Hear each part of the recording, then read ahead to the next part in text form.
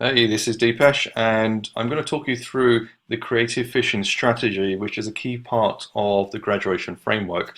So, creative phishing strategy is all about your ad. So, when I talk about creative, it's the visual, it's the copy, it's the content, it's the offer, and everything contained within the ad itself. But I don't want to see it as an ad, it's a creative piece. And so, if you kind of reframe it as a creative, it then gets you thinking about the content and the visual as well. So it's focused on things like even the call to action, the format as well, image, carousel, video, etc. Now, with the creative phishing strategy, again, I use page post engagement to test the ads. Now, if you're running a lead gen campaign through Facebook, you can also run the creative phishing strategy through a lead gen campaign as well, using the same concepts that I'll take you through. And if you're running mobile app installs, my preference is to still run it through page post engagement, but again, you can run it through a mobile app install campaign as well.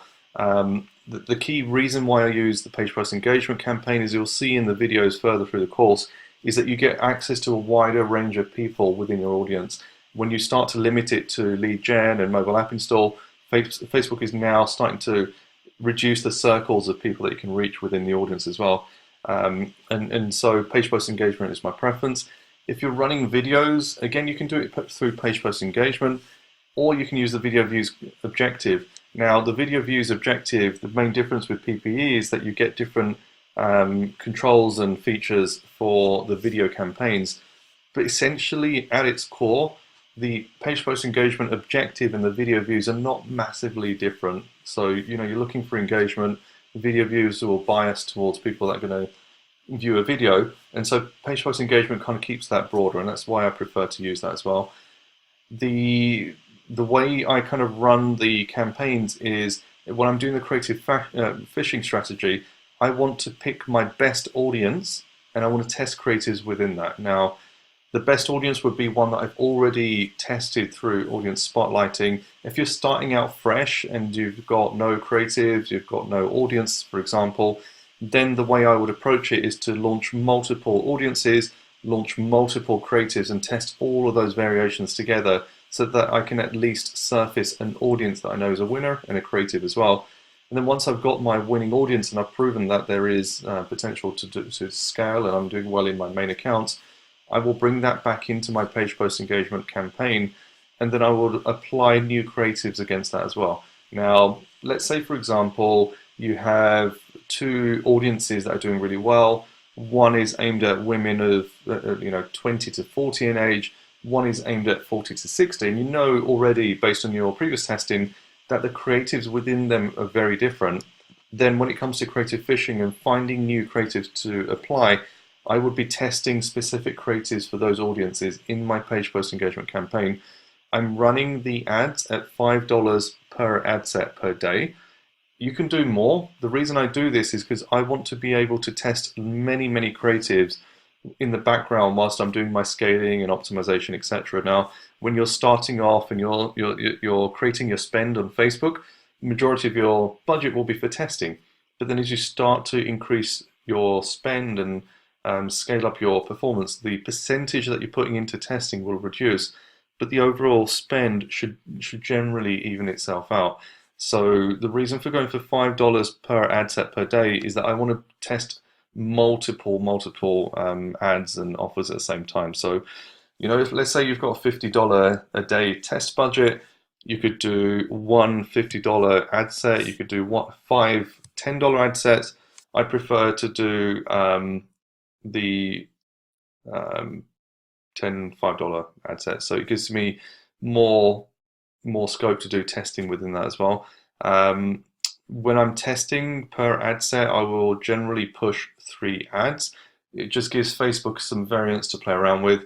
If you absolutely want to split the creatives out and get the kind of best results, then you should be using the split test feature within Facebook. That's the only way within Facebook to take 2 creatives, split an audience absolutely in half, and make sure one side of that audience only sees one creative, the other side of the audience only sees one.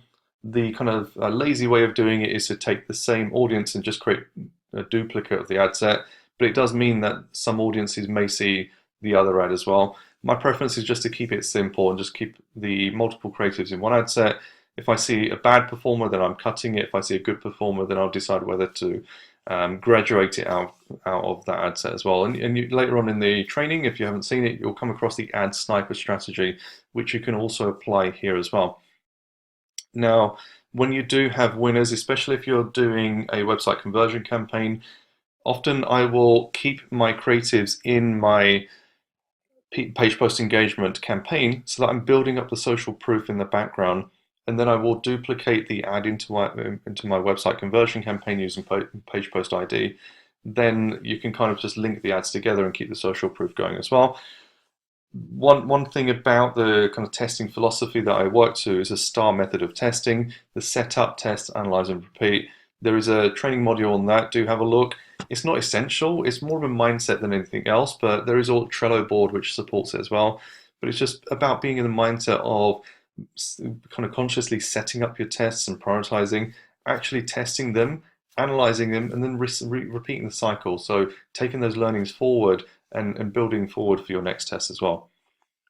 Now, when it comes to creative setups, there is a training module on the 3N formula for ads, and I really do encourage that you go through the creative training first before you're starting to do your graduation and your creative fishing, because kind of getting to grips with the 3 key nudges that I like to focus on will help you to develop your creative setup. So, the key things I want to pull out here are, for example, understanding your avatar, walk in their shoes, stalk them online, what words they use, what visuals do they respond to.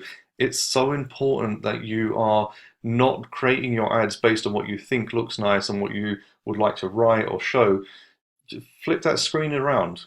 Who you're actually talking to, what are they going to respond to? It's easier said than done. I've been doing marketing for so many years now that for me it's easy for me to jump into my client's shoes and get a sense for who they are and what they're represented by. But if you're not experienced on this, go and kind of find them online. Go and view some Facebook profile pages of people that potentially fit your customer.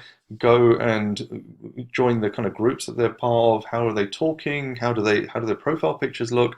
That's how you kind of start to form an avatar. So you can build a table document and fill out who are they, what are their challenges, their barriers, etc. Or you can just actually go and stalk them and actually see kind of how they talk, how they look, how they represent themselves as well. Write the copy and select the creative for the avatar. This is so important. Even if you've got a single audience and a single product, I guarantee that there's going to be different angles you can take on the product, and you will be speaking differently to different people within your audience as well.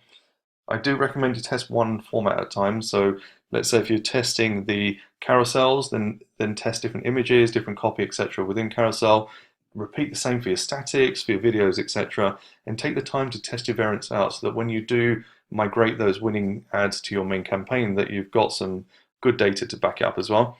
Test one offer, promo product at a time as well. So when I'm product testing, I will split the products into different ads. And I might try a different lead image, which is one of the products, for example, and maybe the copy is the same. Or I'm testing one promotion versus another to see what the reaction's like as well. Remove the emotion and guesswork. Quite often it's easy for you to say, I like this, it looks nice, this is on brand, etc.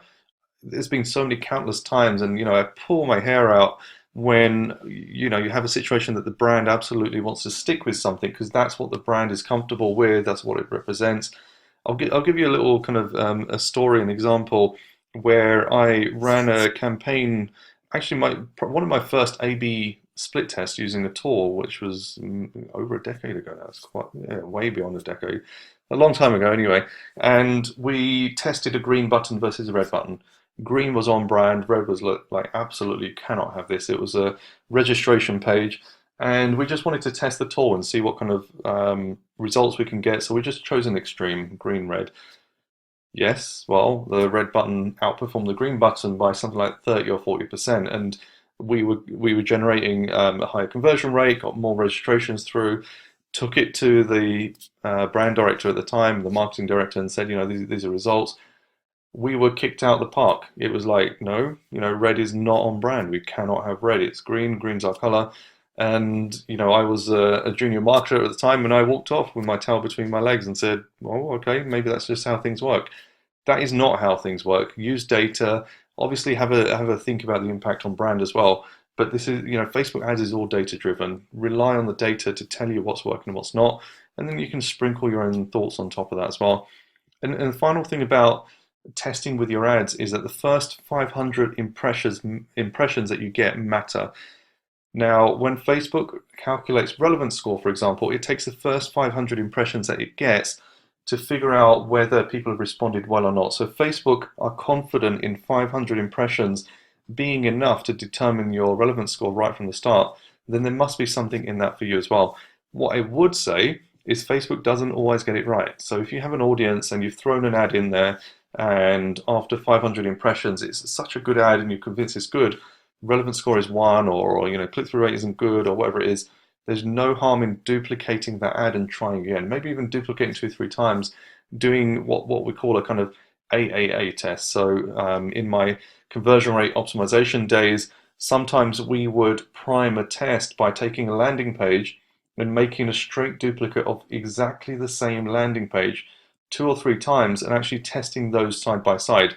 And you'd be surprised how many times the conversion rate of one landing page would be better than the other, even though they are exactly the same landing page. And this happens because if you think about sending traffic to the landing pages, no one person is the same. So you might be in buying mode, you might just be in browsing mode. There's so many different factors that play in, and the same thing can happen with your ad as well. So those 500 impressions, it just may be that you launched it at the wrong time of the day, and the first 500 impressions were just people who were browsing the newsfeed, weren't going to really interact with ads, and therefore your ad hasn't got the performance it should be. So just do bear that in mind when you're doing testing as well. So how does it look in terms of running the creative tests? I wanted to just show these screenshots to demonstrate the kind of metrics I'm looking for on this setup as well. So in this example, I've taken a lookalike of 1% of all my customers, which for this e-commerce store was the best audience. The product was jackets, and the age range 25-45 females. So that was my best audience, and what I wanted to do is to find which creative format, which image, and which copy performed best for that particular audience. And so the way I did that was to set up a range of different formats, creatives, images, etc., and to literally test those within the same ad set. And so what I kind of did is run that over a period of time. As you can see here, these 3 ads have had spend. The other 3 ads haven't, the 4 ads haven't had spend yet. They're in the background waiting, and I wouldn't run necessarily them all together.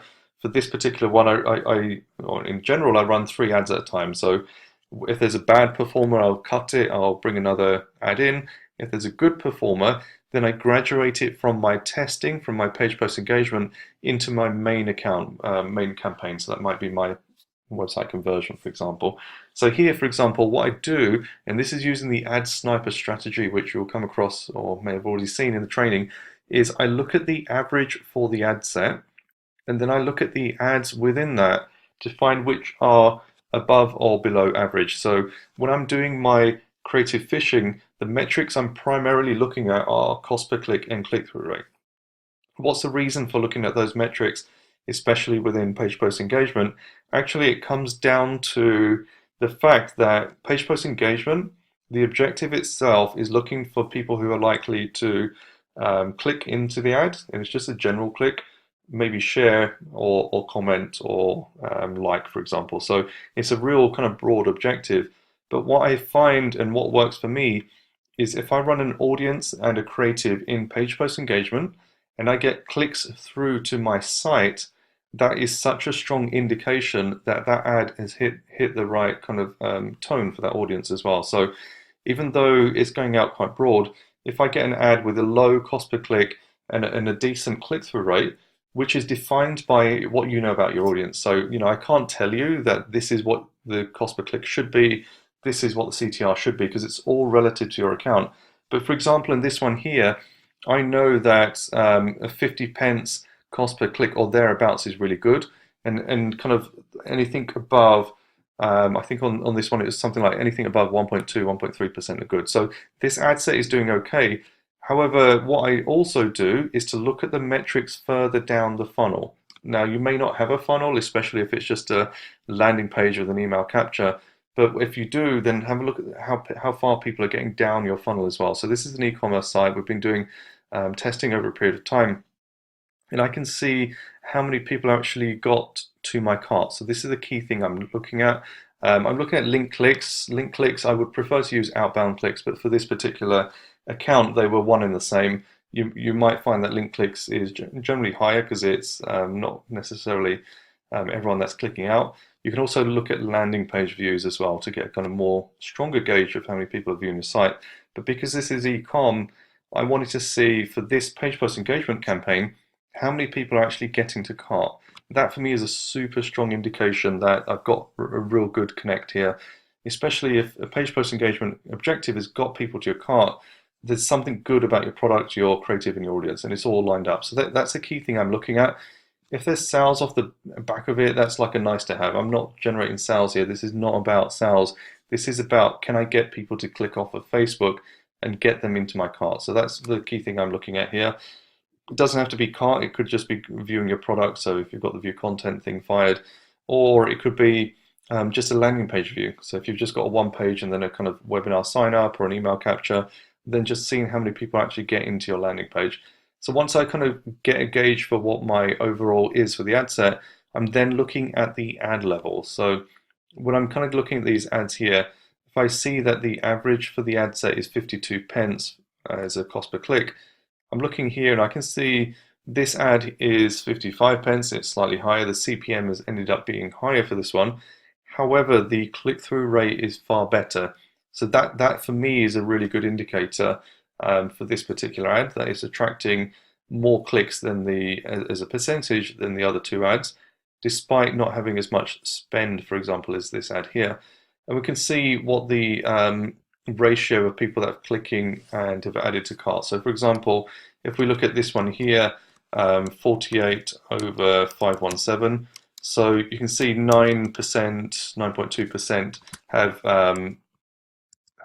added to cart on that one. And this one you can see 6 over 108 is 5%. So this one here has a higher add to cart rate. So although it has a lower click-through rate, has a lower cost per click as well, actually the add to cart rate is better on this one, whereas the engagement here is better. Whereas this guy here, although the add to cart rate is lower, of the 3 people that added to cart, 3 actually went on to buy as well. So 100% add to cart rate and a cost per purchase, which is far lower than our target for this was £15. And so it's kind of, you then need to make a judgment call. Which of these ads are you actually going to call a winner? Now, for all intents and purposes, you could decide that, that there's indications that all 3 ads are doing something quite decent. Maybe go and then graduate all 3 ads into your website conversion campaign and put some serious money behind it. So if I'm spending £10 a day on this particular ad, now I'm going to step it up, put them into my website conversion, and put £50 or £100 behind it, or whatever kind of budgets you're aiming at, and see whether they continue to perform. And you can see here the relevance score on this particular ad is 8, which helps the cost per click here. So, if you look at relevance score relative to cost per acquisition, then there's no direct correlation. Who cares for a high relevance score if your CPA is high? And so this is kind of where you just have to use a bit of judgment on which ads you think are performing best, but don't just rely on one set of metrics. I also don't just look at cost per engagement, because I don't care if people are liking, sharing, commenting, etc. I want to know who's engaging and who's actually progressing through my funnel. So that's just one example of how I look at the data for creative phishing. And also just this kind of grid down here gives you an idea of how many variables you can play with. So if I have an image 1, image 2, video 1, and I have 3 versions of copy, all of a sudden I've got a whole range of different ads I can test. So you kind of create your kind of matrix of testing based on having a range of creative and images to play with as well.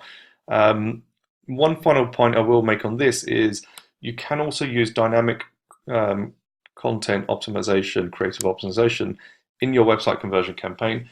It's great in the sense that you can, if you haven't heard of it, you can take an ad, You can create multiple headlines and images, and Facebook will test all those creatives together. The problem is that the data behind that and actually being able to pull out the winners isn't so flexible. So there are people who just prefer to do creative testing straight within dynamic creative optimization. My preference is still kind of old school and to take this process to have more control over my decision making and to pull that through. So that's just something there that you can also use for creative testing. In this final example, I show a kind of different a view where sometimes the lead metrics can also be misleading. So in this example here, we've been testing a range of audiences and with our kind of best creatives. This list is all the kind of creatives that we've been running. We're looking at click-through rate and cost per click, and also kind of how many people are adding to cart. Now, what happened with this one here was we tested some creative which was a bit more kind of clickbaity. So it was more kind of sensational, just to see if we can pull people out of Facebook and generate a good return as well.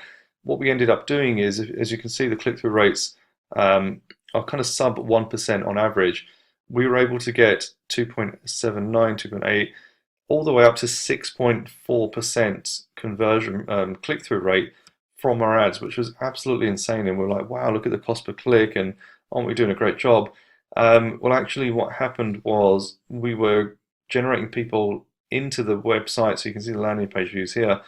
People were viewing the products, but the add to cart rates were really low comparatively to some of the other ads as well. So just do bear in mind that a high click-through rate and low CPC doesn't always mean that you've hit the nail on the head, and that's why I like to look at metrics further down, just to make sure I am kind of graduating the right creatives based on the right data as well. Now, when it comes down to the creative upgrade graduation, it's close to 100% success rate because I've honed it. I know what data to look for. It's a process I've been using for many years, literally in the first year of using Facebook ads. And that makes a big difference to being able to run this really quickly. If you're new to this, take your time, understand the data, graduate your creatives, and see what works, and really kind of get a sense for your account, your creative, and your audiences to see what's going to best work for you. And then start to pick up on the kind of nuances, what I call the pulse of the account as well, because different accounts and audiences react differently, and then take that forward into developing your graduation strategies.